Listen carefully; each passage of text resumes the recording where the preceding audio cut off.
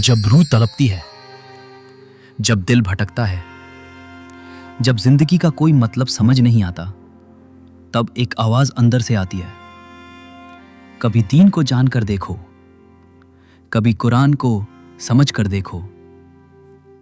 इल्म दीन यानी वो इल्म जो इंसान को उसके रब से मिलाता है, जो ये बताता है कि हम कौन हैं, क्यों आए हैं और कहां लौट कर जाना है।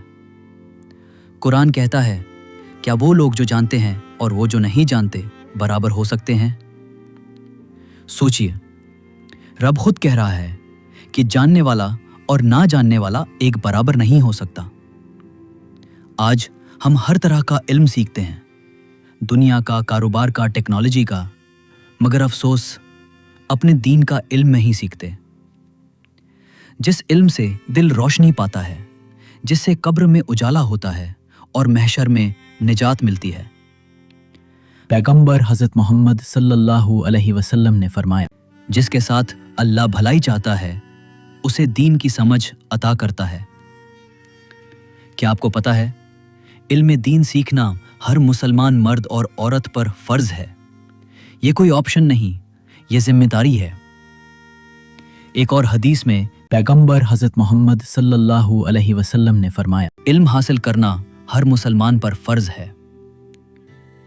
दीन का इल्म सीधा जन्नत का रास्ता दिखाता है, हर सही और गलत में फर्क करना सिखाता है, हर हाल में सब्र और शुक्र का तरीका बताता है।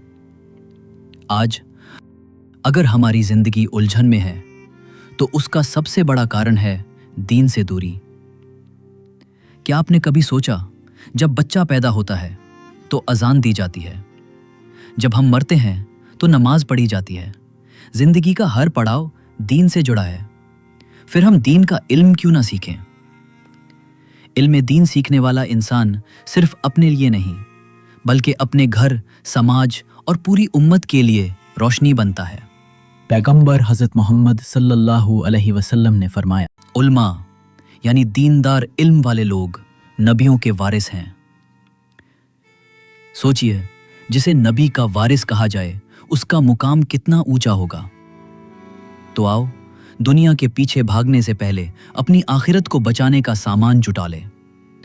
दीन सीखो, कुरान पढ़ो, हदीस समझो और फिर उस पे अमल करके दूसरों को भी सिखाओ। सोचिए, अगर दीन का इल्म ना हो तो हम नमाज तो पढ़ेंगे, लेकिन शायद रियाकारी के साथ। रोजा रखेंगे, लेकिन जुबान से गीबत करते रहेंगे। हज करेंगे, लेकिन घर लौटकर जुल्म भी करेंगे, क्योंकि बगैर इल्म के इबादतें भी खोखली हो जाती हैं। दीन का इल्म वो आईना है जिसमें हम अपने अमल को देख सकते हैं, सुधार सकते हैं और निखार सकते हैं।